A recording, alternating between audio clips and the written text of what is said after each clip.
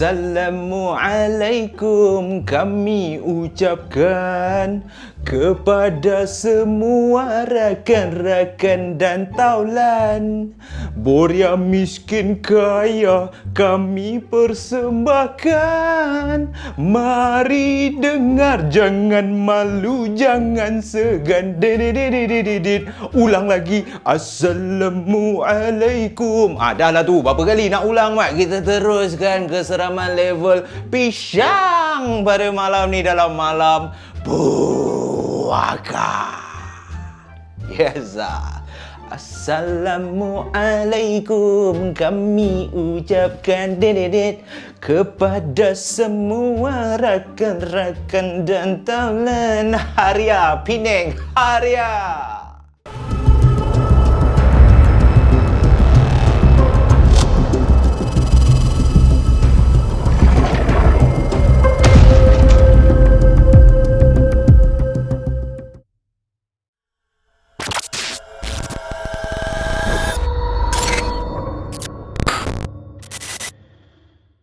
Kalau aku bercakap pasal Pulau Pinang, apa yang bermain dalam fikiran hampa semua? Tak lain tak bukan, tak payah menipu lah. Bukan kisah-kisah seram. Selain daripada lagu-lagu Boria yang sering kali kita nyanyikan, tak lain tak bukan makanan-makanan yang cukup indah. Sebab itulah kita semua yang bukal daripada Pulau Pinang ni sanggup pergi ke Pulau Pinang semata-mata nak makan nasi kandar kampung Melayu, nasi kandar Hamidiah. Itu belum aku cakap lagi mi sotong Hamid Patah. Lepas kena mi sotong pula, hampa pergi beli pula ais tingkap. Alamak, kecoh Elio ni. Tapi pada malam ni, apa yang Zaf nak berkongsi dengan hampa semua berkenaan satu kisah seram yang dialami oleh Zack semasa dia bekerja sebagai seorang pengurus syarikat. Bukan pengurus syarikat, dia kuli biasa-biasa je. Zack ni pun cakap dia memang kerja dia duduk dekat depo kontena tu untuk mengagihkan barang-barang yang baru sampai. Dia terpaksa kira berapa banyak kontena, dia kena cek pula isi kandungan dalam kontena tu okey tak okey. Tetapi Zack ni dia ada satu perangai, sebab dia bekerja dekat syarikat yang boleh dikatakan cukup terkenal kat Malaysia ni. Tetapi Zaf tak boleh bagi tahu hampa semualah, sebab kita nak menjaga nama baik syarikat ni. So Zack ni dia selalunya akan menjual nama syarikat. Hampa tahu tak menjual nama syarikat? Dia sama aja. Kalau hampa semua bekerja kat Putrajaya, kalau kawan-kawan ke saudara mara duk tanya, hang kerja apa sekarang? Oh, aku kerja kat Putrajaya. Terus tu cucu-cucu kau, cucu pula saudara-saudara kawan-kawan kau akan bangga kat kau. Padahal kau kerja biasa-biasa je, silap-silap kau kerja tak ada apa sangat pun. Tapi sebab kat Putrajaya punya pasal, so sama juga macam Zack ni. Bila orang tanya dah, hang kerja apa sekarang? Oh, aku kerja sebagai contoh dekat Petronas. Member show fikir punya, oil and gas. Padahal pekerjaan Zack ni setiap hari duduk dekat depo kontena yang terletak kat seberang perai sana tu. Tetapi bukannya buat kerja syarikat, duduk melangak macam tu je, tak tahu nak buat apa, dan tunggulah barang-barang kontena ni sampai. Dan kontena-kontena yang dihantar kat seberang perai ni selalunya ada dua laluan, bak kata si Zack ni. Sama ada ikut jalan darat melalui lori-lori yang besar ke, kalau tak pun dia kena pergi dekat belakang depo kontena tu. Ada satu tu bak panjang punya tu. Aku nak kat Penang over betul lah. Dia panjang punya laluan. Di situlah kereta api yang bawa kontena ni. Dan bila kontena tu sampai saja dekat seberang perai tu, Zack ni lah terpaksa duk pergi kira lah. Duk pergi cek sama ada kontena ni barang-barang dia hilang ke tak. Lepas tu tengah malam pula kena pula rounding lagi sekali. Dan sepanjang Zack bekerja kat depo kontena yang terletak kat area seberang perai sana tu,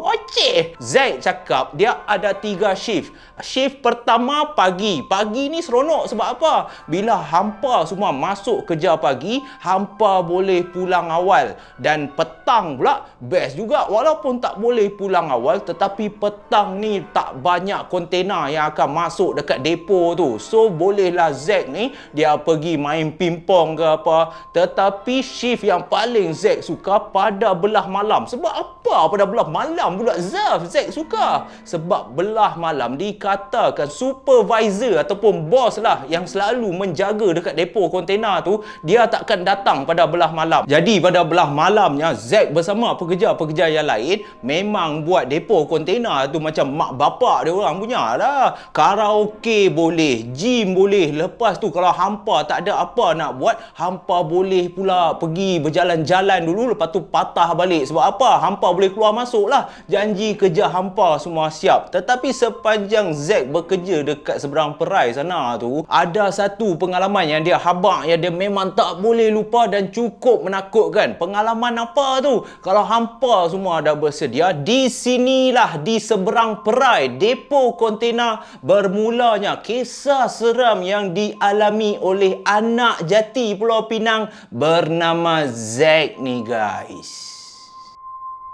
Dikatakan adalah satu hari semasa Zack ni sedang mengalihkan barang-barang daripada kontena tu menggunakan forklift, tiba-tiba Zack ni dihampiri oleh Ismet yang merupakan supervisor di mana tempat Zack ni bekerja. Supervisor si Zack ni bagi tahu Zack, minggu hadapan hang kena bekerja pada shift malam. Jadi Zack ni seperti kebiasaan lah, dia tidak menolak. Sebab apa? Sebab di dalam pemikiran si Zack ni, dia dah merancang dah, bagus juga minggu depan aku kerja malam, minggu ni aku dah kerja petang, at least minggu depan aku boleh lah santai-santai sikit dengan kawan-kawan aku. Lagi-lagi pula macam aku cakap tadi, pada belah malam boleh parti dekat depo kontena tu. Dah karaoke, dah boleh main pingpong, boleh lepak santai. Jadi Zack ni pun tidaklah menolak arahan yang diberikan oleh supervisor dia. So nak dipendekkan cerita, bermulanya minggu hadapan tu Zack pun bekerja lah macam biasa. Cuma perbezaan dia, pada belah malam dekat depo kontena ni, kalau hampa semua tak ada nak main pingpong ke, tak ada nak karaoke bersama kawan-kawan ke, dia memang sunyi sepi je. Sebab pada belah malam dekat depo kontena tu, trailer takkan datang duk masuk kat situ. Lagi-lagi pula pekerja-pekerja lain takkan menggunakan forklift untuk alih-alih barang. Jadi keadaan memang sunyi sepi. Kalau hampa kerja seorang, dia ada dua benda aja yang hampa akan rasa. Yang pertama memang bosan, tak boleh habaq punya, dan yang kedua memang seram sebab dipenuhi dah lah kawasan kontena tu, punya banyak kontena dan keluasan tempat depo tu bersamaan dengan 10 padang bola. Itu dia bahang besar nak mampus ya. Jadi begitulah situasi dah sepanjang si Zack ni bekerja kat depo kontena. Kalau belah malam tu memang sunyi lah. Nasib baik lah ada partner, ada kawan yang boleh menemani. Kalau hampa seorang, Zack ni pernah dia seorang, dia mati akal tu, dia tak tahu nak buat apa.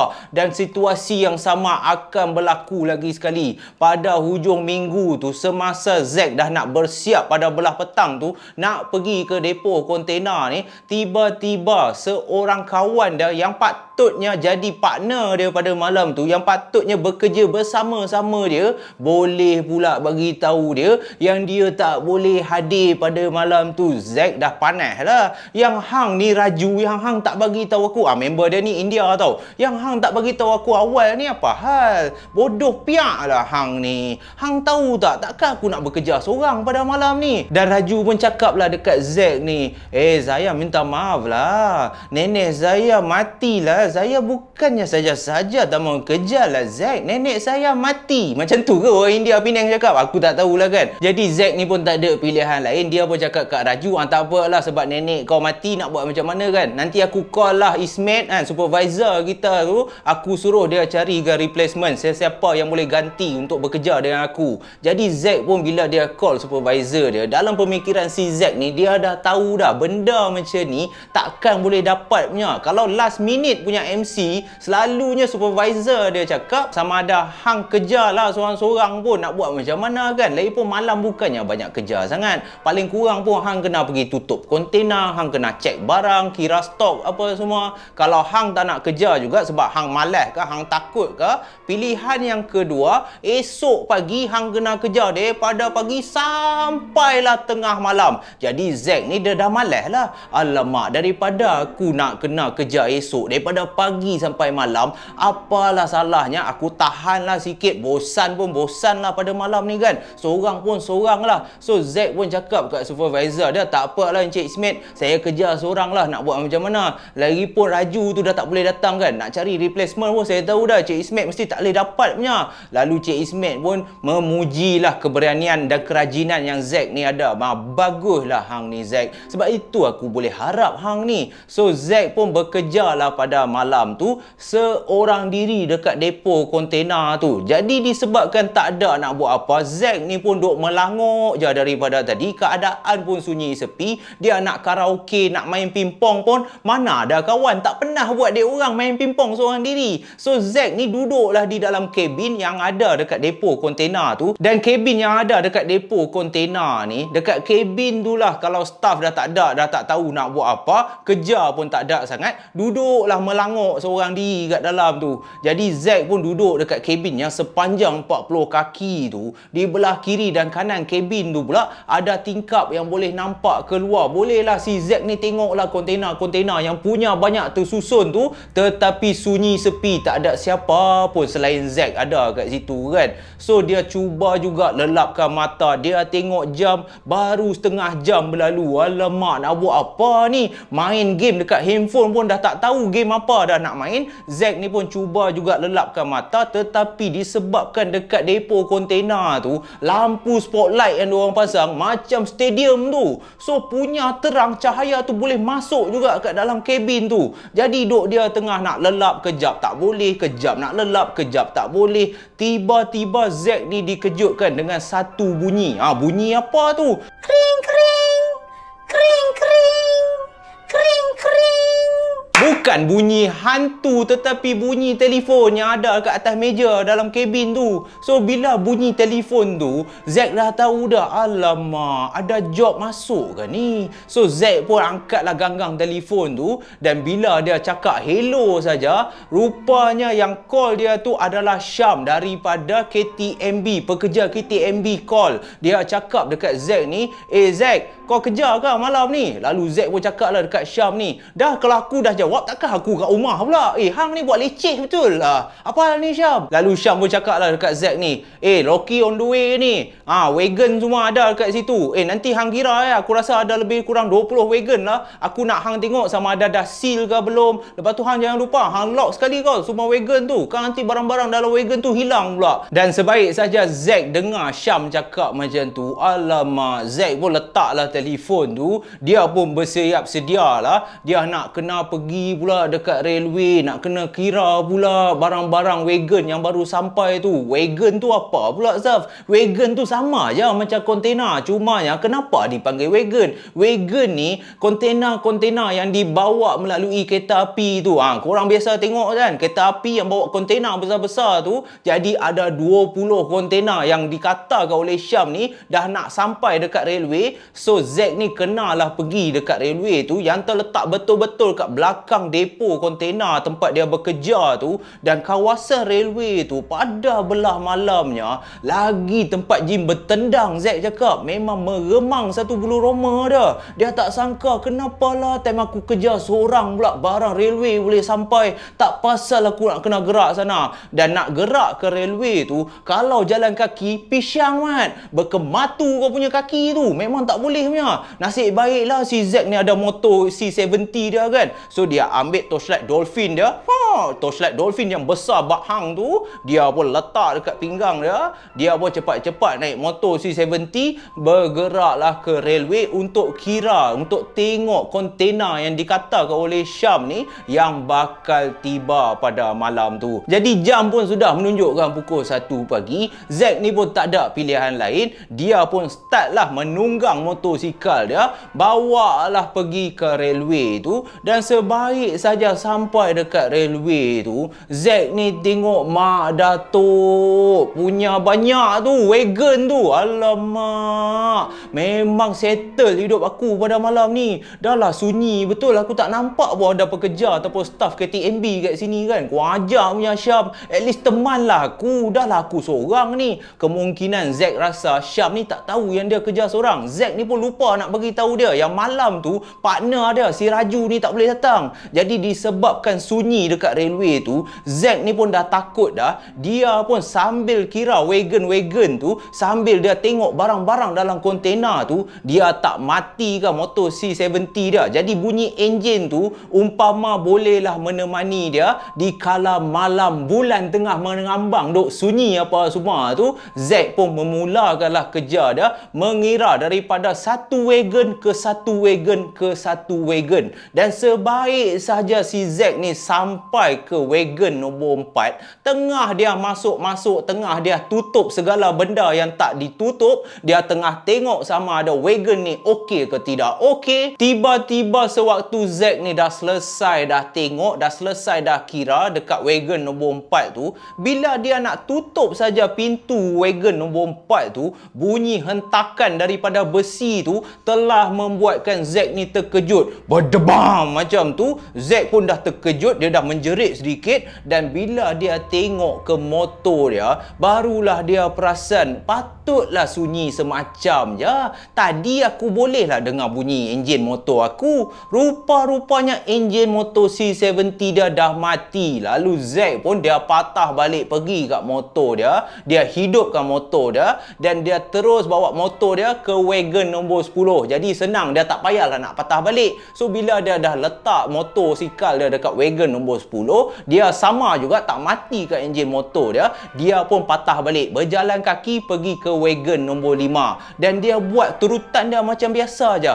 Dia cek, lepas tu dia tutup, dia cek, dia tutup, dia cek, dia tutup. Dan sebaik saja dia sampai ke wagon nombor 9, dah memang dekat dah dengan motor dia, tengah dia kira-kira stok apa semua, dia tengok wagon nombor 9 tu, dia tengok ada rosak ke tak ada rosak ke.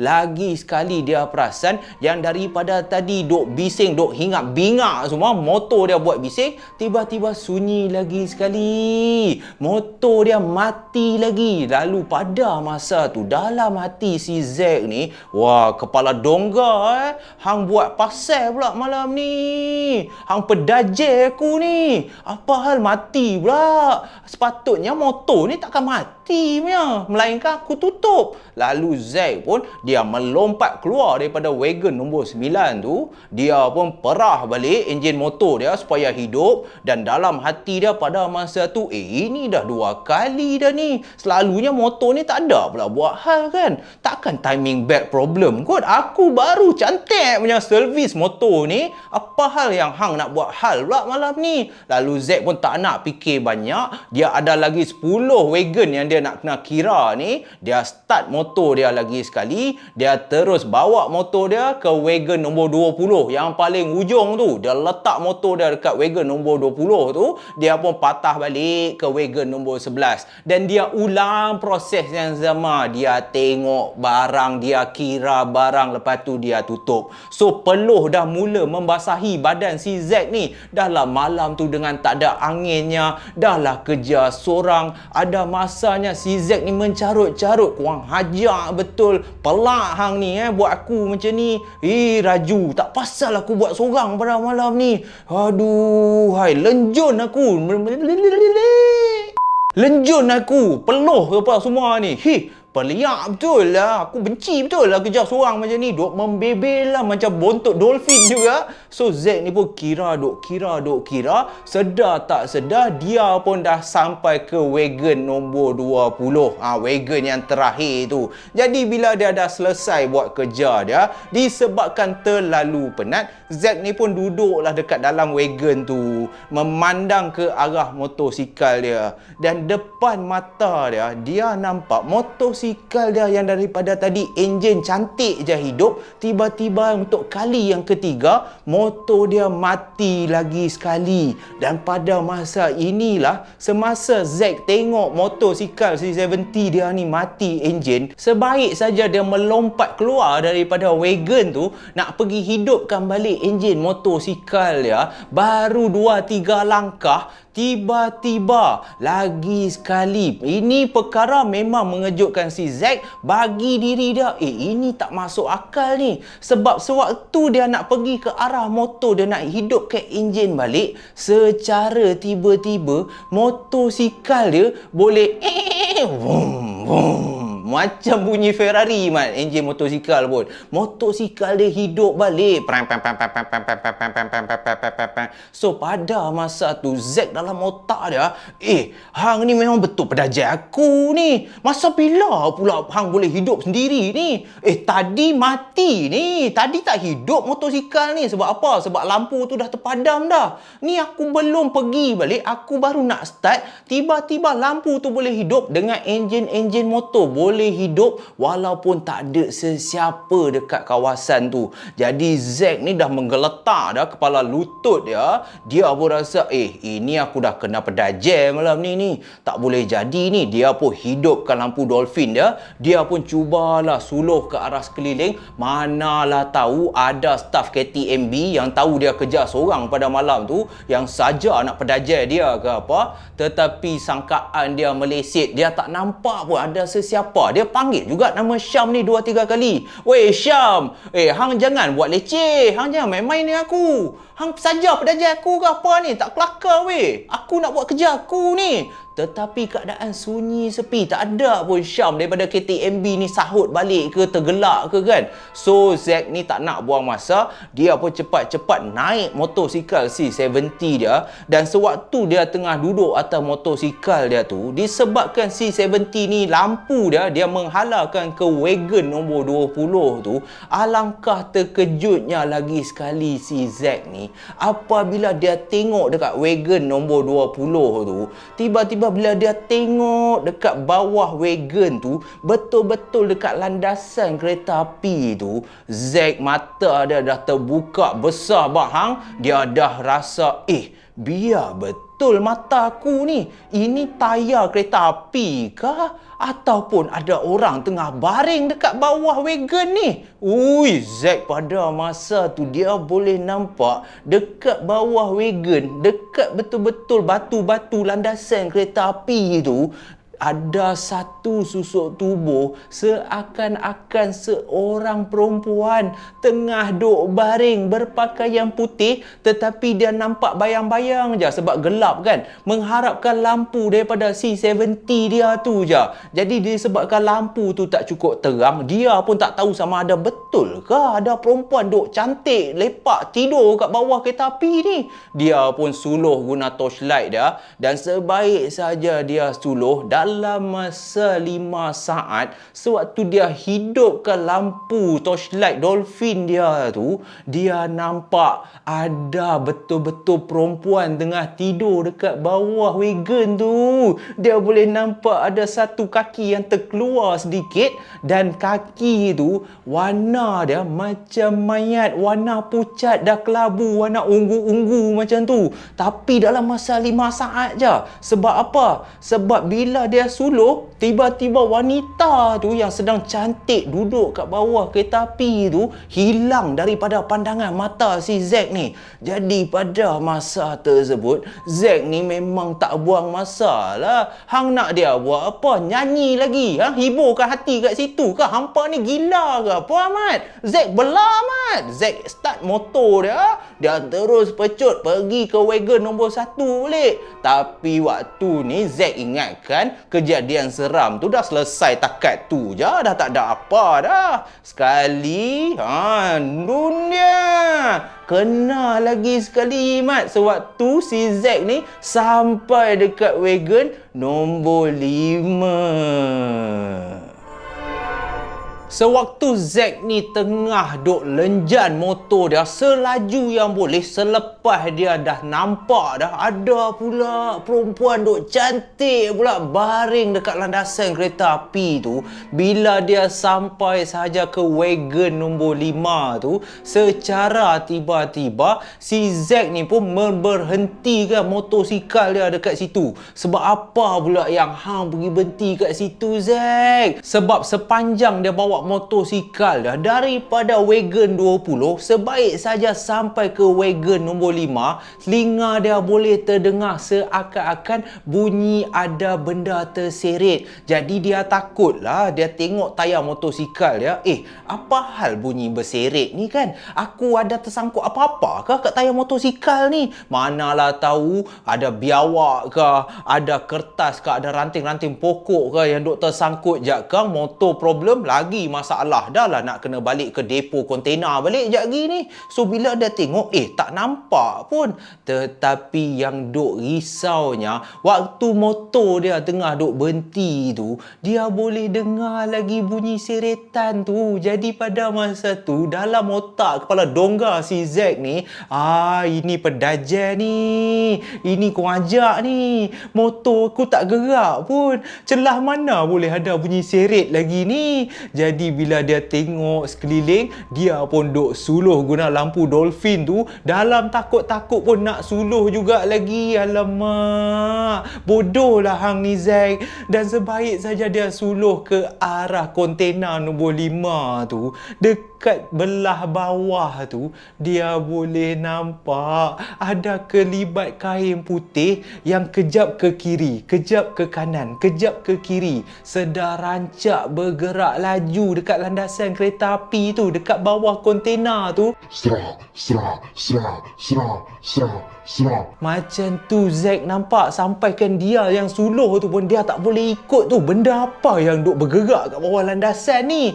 Jadi waktu tu juga secara tiba-tiba Zack gambarkan perasaan dia, daripada dia teramat takut, dia cuba juga nak tanya dekat geng puaka semua, korang pernah tak dalam satu situasi bila korang terkena gangguan macam ni, pada awalnya korang memang takut, memang dah menggigil dah buat aku boleh cakap apa meremang satu bulu roma kan, tapi secara tiba-tiba korang tak tahulah daripada mana datang semangat tu, daripada takut timbul perasaan geram, timbul pula perasaan marah bercampur berani yang dah sampai 200% punya berani. Zack ni seakan-akan dapat semangat dia dah panas hati dah, korang hajar betul, aku nak kejar ni, hang duk ganggu aku Dia pun turun daripada motosikal dia menapak pergi ke Wagon nombor 5 tu, dan apa fikir panjang, Zack ni pun terus duduk mencangkung, dia suluh terus dekat bawah landasan tu sambil dia memaki hamun jin yang duk mengganggu dia tu. Woi Kinze, hang buat dajal dengan aku aku nak kejar lah, hang pergi balik lah pelak, aku pukul hang je lagi, baru hang tahu rasa penyesalan. Hang ni penyesalan hentam je lah, Kelantan campur Pulau Pinang lagi seram mat. So Zack ni dia maki hamun jin tu, kau ajak betul hang tak tahu ke aku ni anak hantu Weh, berani hang kalau hang berani hang mai sini aku nak tengok sikit, aku nak test hang sikit, tengok muka hang cantik tak cantik lepas kena penumbuk aku ni. Pelak betul perangai hang ni. Tahu pula hang takut dah. Tak muncul pula dah. Lalu Zack pun selepas dia dah tak nampak dah kelibat yang duk terseret tadi tu, dia pun naik balik motosikal dia, melepasi Wagon nombor 5. Sebaik saja sampai kat Wagon nombor 1 tu, dia pun terus pusing Wagon tu, pergilah ke satu kaunter di mana Zack ni dia kena tulis satu borang, dan dekat kaunter tu lah dia terjumpa si Syam ni. Lalu Syam ni pun tegur lah si Zack ni, hang dah habis kerja ke? Macam mana ni? Oi, berpeluh hang hang kerja seorang ke apa malam ni? Lalu Zack pun cakap, yalah aku kerja seorang hang ingat apa? Hang ada nampak orang lain ke apa? Lalu Syam pun cakap lah kat Zack, amboi ketegak sangat hang ni, marah apa hal ni? Tahulah penat, relax je lah, yang muka hang pucat apa hal ni? Tetapi Zack terus cakap kat Syam, tak ada apalah, hang tak payah ambil tahulah, itu semua daripada nombor 1 punya Wagon, aku dah check sampai nombor 20 punya, aku buat seorang je. Apa yang tak elok nanti hang pergi report lah dekat aku punya supervisor. Aku dah habis dah ni, aku pun nak balik dah ni, sekarang dah pukul berapa dah ni? Aku malas lah nak sembang dengan hang banyak sangat. Lalu Syam pun mendiamkan dirilah, dia tak tahu apa hal lah, yang ketegak sangat si Zack ni kan. Aku duk tanya je yang hang marah sangat apa hal ni? Zack pun tak ada bagi tahulah yang dia terkena gangguan, yang dia nampak kelibat wanita tu, dan Zack pun terus lenjan motosikal dia daripada railway tu pergi balik ke kabin dekat depo kontena tu, dan sebaik sahaja sampai kat kabin tu, dia pun buka baju dia pun duduklah kat atas kerusi tu sambil nak sejukkan badan ni. Sebab apa? Sebab keringat semua, peluh-peluh semua ni dah bau masam dah satu badan dia. Dan sewaktu dia tengah lepak kat kabin tu, disebabkan dia seorang, disebabkan dia tengok jam kejap kerang pun shift dia dah nak habis dah nak pukul 5 pagi dah ni, dia pun nak keluar daripada kabin tu merancang untuk pergi isap okok lah. Tetapi lagi sekali ada benda yang menyeramkan si Zack ni. Waktu dia seluk poket seluar jin dia nak keluarkan rokok tu, tiba-tiba rokok dia basah. Bila dia keluarkan rokok Marlboro tu, dia pun tengok apa hal pula ni, hujan tak ada, ribut tak ada, macam mana yang boleh basah pula ni? Rokok dah basah, dah bengkok dah, macam mana nak isap rokok ni? Dia pun campak rokok tu, dia keluarkan lagi satu. Alamak, kepala dongga betul lah, basah juga lagi. Rupa-rupanya bila dia cek apa hal lah yang rokok aku semua basah ni, rupanya dia tak sedar yang seluar jin dia dekat bahagian tengah tu dah lenjun dah. Jadi pada masa itulah Zack terus tergelak dalam hati dia sambil dia sempat bercakap seorang diri, "Korang hajar punya setan, kau ganggu aku sampai dah banjir dah." Rupanya Zack dah terkencing dah, dalam berani-berani pun dia tak sedar yang seluar dia dah banjir, dah bau hancing. Dia punya pipit tu dah tersembur air dah memang hancing satu seluar dia. Dan bila habis saja shift dia, keesokan harinya dia pun menceritakanlah segala kejadian yang dia alami dekat Encik Ismet ni yang merupakan supervisor dia ni. Dan sebaik sahaja Encik Ismet mendengarkan pengalaman seram yang dialami oleh si Zack ni, Encik Ismet pun cakap, mulai hari ni sesiapa saja yang ada shift malam, kalau hampa nak ambil MC ke, tak boleh datang kerja ke, tolong bagi tahu sehari awal. Katalah kan betul ada emergency ke apa, Encik Ismet cakap tak apalah, kalau orang tu terutamanya Zack tak ada yang nak teman dia kerja ke, Encik Ismet sanggup datang untuk teman pekerja-pekerja dia. Dan Encik Ismet dah tak benarkan sesiapa untuk kerja seorang diri dekat depo kontena tu, disebabkan bukan Zack seorang, dah ramai dah yang duk habak kat telinga dia, dah sampai naik bernanah dah, yang rupa-rupanya dekat depo kontena seberang perai tu banyak gangguan yang amat menyeramkan. Assalamualaikum kami ucapkan kepada semua rakan-rakan dan taulan dedene. Malam puaka dah habis, hampa nak apa lagi? Kita jumpa minggu lain, hari lain. Tenenenenenenen. Itulah saja guys kisah daripada Zack yang dikatakan pengalaman seram yang berlaku sewaktu dia bekerja di depo kontena yang terletak dekat seberang perai Pulau Pinang guys. Jadi aku harap korang terhibur dengan kisah Zack ni. Ambil segala pengajaran, dan bagi Zaf Channel, aku nak salute, aku nak tabik kepada semua pekerja depo kontena yang kerja kat depo kontena. Bukanlah sesuatu kerja yang mudah, tetapi Zaf doakan semoga korang semua yang kerja dengan bersungguh-sungguh mencari rezeki, dimurahkan dan dilimpahkan rezeki yang melimpah ruah daripada Allah Subhanahu Wa Taala. Jadi aku harap korang terhibur, tak payah nak serius sangatlah mat. Kalau korang rasa tak seram, banyak lagi channel seram. Korang pergilah tengok. Aku tak paksa pun, tak payahlah korang mencaci maki, hamun buat dosa je dekat ruangan komen tu. Padahal aku hanya ingin menghiburkan korang semua. So kita jumpa lagi dalam malam puaka yang akan datang guys. Stay safe, stay healthy guys. Malam puaka.